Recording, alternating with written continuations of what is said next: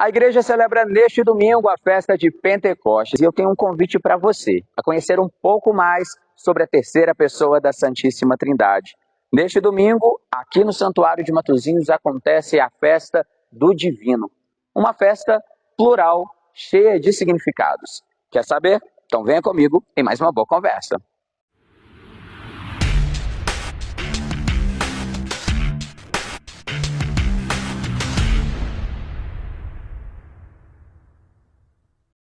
E a nossa boa conversa de hoje é com o Padre Ronan, mas antes de começar a nossa conversa, Padre, aquele pedido de sempre. Se inscreva no canal, clique no sininho, dá like no vídeo, para assim que a gente publicar um material novo, você já receber a notificação. Aproveita também e compartilha com sua família, seus amigos. É uma forma de evangelizar através da internet. Padre, fala pra gente, nesse domingo a igreja celebra a festa de Pentecostes, é uma festa muito importante para todos nós, né? E eu queria que, para introduzir a nossa conversa, o senhor falasse sobre essa festa. Qual que é a importância de se celebrar a festa de Pentecostes, a vinda do Espírito Santo? A festa de Pentecostes, a solenidade de Pentecostes, é justamente a celebração que encerra o período pascal, né? Mas ela tem sua origem na religiosidade judaica. Ela está presente desde a antiguidade, desde antes de Cristo. Primeiramente, surgiu na vida do povo de Deus como uma forma de agradecer a Deus pelas colheitas, principalmente do trigo, da cevada, o alimento ali principal daquele povo, daquela região em que Jesus viveu. E depois, com o passar do tempo, ela se transformou também em uma festa em agradecimento a Deus pela aliança estabelecida através dos mandamentos que foram dados a Moisés no Monte Sinai. Então é uma festa muito importante, é uma festa que se dava 50 dias após a Páscoa judaica e que reunia judeus dispersos em diversos lugares. Os judeus de diáspora também. Então reunia pessoas de diferentes culturas em um mesmo lugar, em Jerusalém. Todos louvando, agradecendo a Deus pelos dons que Deus concede ao seu povo. E na tradição cristã, essa festa foi ressignificada. E nós vemos isso principalmente lá no livro dos Atos dos Apóstolos, quando Lucas, o autor do livro dos Atos dos Apóstolos, nos coloca justamente nesta festa o envio do Espírito Santo para que todos os seguidores de Jesus, reunidos com Maria, recebessem o Espírito Santo para que cumprissem o mandato que Deus deixou à sua igreja, que é levar a boa nova da salvação a todos os povos, a todas as nações, em todas as línguas e culturas. Falando da figura do Espírito Santo na Sagrada Escritura, temos essa passagem realmente específica, né, da vinda, receber o Espírito Santo, mas o Espírito Santo manifesta a todo tempo, né? E aí eu queria perguntar para o senhor, quem é o Espírito Santo? E sobre essas manifestações. Sim. O Espírito Santo, tal como nós aprendemos lá naquela catequese antiga, né, naquelas perguntas e respostas que a catequese antiga nos ofertava, né? O Espírito Santo é Deus. É uma das três pessoas da Santíssima Trindade. E sendo Deus, é também amor, tal como nós refletíamos no domingo anterior, lá na primeira carta de São João, nessa bonita definição que São João nos deixa na sua primeira carta. Então, o Espírito Santo é amor, o Espírito Santo é Deus. E é um Deus que não tem uma face própria, mas que é retratado nas Sagradas Escrituras de diferentes modos.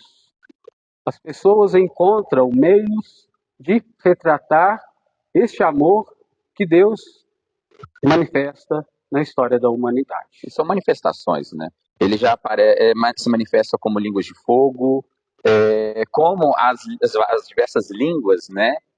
Como uma pomba. Exatamente. O símbolo mais conhecido que nós temos a respeito do Espírito Santo talvez seja justamente o da pomba, né? Porque lá no batismo de Jesus nos é relatado que o Espírito Santo vem sobre Jesus como que uma pomba. Então nós temos, por exemplo, na custódia do Divino Espírito Santo, aqui da paróquia, o Espírito Santo sendo retratado como uma pomba. Ele é retratado de diferentes outras formas. No livro dos Atos dos Apóstolos, nos fala que ele desceu sobre os apóstolos reunidos, sobre Maria, como que línguas de fogo. Então, daí nós já temos a simbologia da língua, a simbologia do fogo, a simbologia do vermelho, que nós utilizamos nas celebrações litúrgicas. Ele se manifesta como ar, não sopro. Exatamente. Essa talvez seja a primeira representação do Divino Espírito Santo, que está lá desde a criação, quando as Sagradas Escrituras nos colocam que o Espírito Santo pairava sobre as águas. Então, o Espírito Santo é o sopro de Deus, é o sopro da vida, é aquele que impulsiona, que vai aonde quer e como quer. Inclusive tem uma música linda do Padre Zezinho que fala sobre isso, né? O sopro do Espírito Santo. Exatamente. E podemos dizer que é esse sopro que rege a nossa igreja, né? A partir ali de Pentecostes que é edificada em si a igreja que é regida pelo Espírito Santo, podemos assim dizer. Sim, com certeza. No Evangelho de São João, Jesus, no dia ainda da Páscoa, se apresenta, se coloca diante dos discípulos, dos apóstolos reunidos, a portas fechadas. Jesus se coloca no meio deles, oferece a sua paz e nos fala, as Sagradas Escrituras, que ele sopra o Espírito Santo sobre eles, para que eles justamente assumissem a missão de perdoar os pecados, de levar a misericórdia a todas as pessoas. Então, é Cristo quem nos oferece o Espírito Santo para nos lembrar aquilo que ele fez em nosso meio quando assumiu a nossa condição humana e para que nós também tenhamos a força necessária, a orientação necessária para seguirmos adiante, caminhando como irmãos e irmãs, sendo congregados como uma única família e levando a todos a missão que o próprio Cristo assumiu para si e que deixou para cada um de nós. E quando a gente fala do Espírito Santo, as manifestações, as diversas manifestações, como o senhor mesmo falou, até mesmo do início dessa festa, né, da colheita, que agrupava diversas culturas, difícil não associar com o Jubileu do Espírito Santo, que acontece há anos aqui na paróquia Senhor Bom Jesus de Matosinhos, que representa muito isso, né? Uma pluralidade cultural, folclórica, mas que centraliza na fé a terceira pessoa da Santíssima Trindade. E aí eu pergunto ao senhor agora, dessa ligação, né, da figura do Espírito Santo com essa variedade, essa pluralidade de manifestações da fé, né? Seja aqui, por exemplo, especificamente da festa, através do congado, da folia, das peculiaridades, apresentações culturais, mas todas elas direcionadas ao Espírito Santo, à fé na Igreja Católica. O Espírito Santo nos oferece os seus diversos dons. Aqui também nós temos a representação deles, através dessas flâmulas vermelhas, a ciência, a sabedoria, o entendimento, o temor de Deus, fortaleza, conselho, piedade. E esses dons frutificam em nós os diversos carismas. E os carismas justamente nos tornam diversos, mas sempre tendo como centro a mesma fé em Cristo Jesus. Então, nessa festa do Jubileu do Divino Espírito Santo que nós temos aqui no nosso santuário, isso fica muito claro para nós, né? Fica muito claro para nós de que Deus se manifesta de diferentes modos em cada um. E cada um na sua simplicidade está ali fazendo sua oração, seja no congado ali com aquelas fitas multicoloridas, mas numa dança, num cantar, ali é uma oração, não deixa de ser, né? Com certeza. Quando os portugueses trouxeram, né, a fé católica para o Brasil, aqui eles se depararam com outras culturas também, africanos, indígenas, e isso tudo fez com que a fé se enriquecesse cada vez mais. Ao contrário de nós buscarmos divisões entre nós, ao contrário de nós buscarmos meios de nos separar, né, nós vemos o quanto é necessário nós valorizarmos as diferenças que existem em nós desde que essas diferenças não nos distanciem de Deus. E é justamente isso que uma festa como o Jubileu do Divino busca fazer, busca realizar. Valorizar as diferentes culturas, valorizar as diferentes manifestações, os diferentes modos de se aproximar de Deus. Mesmo que não seja o meu carisma, eu tenho que respeitar o outro, eu tenho que valorizar o outro, eu tenho que fazer com que o outro tenha o espaço dele para que ele também possa render o devido culto a Deus. Sem dúvida. E acaba que essa festa ela tem essa forma, né, pode-se dizer, não só aqui em São João del Rei, na paróquia de Matosinhos, mas com tantas outras comunidades aí afora, principalmente aqui em Minas Gerais, né? Com certeza, com certeza.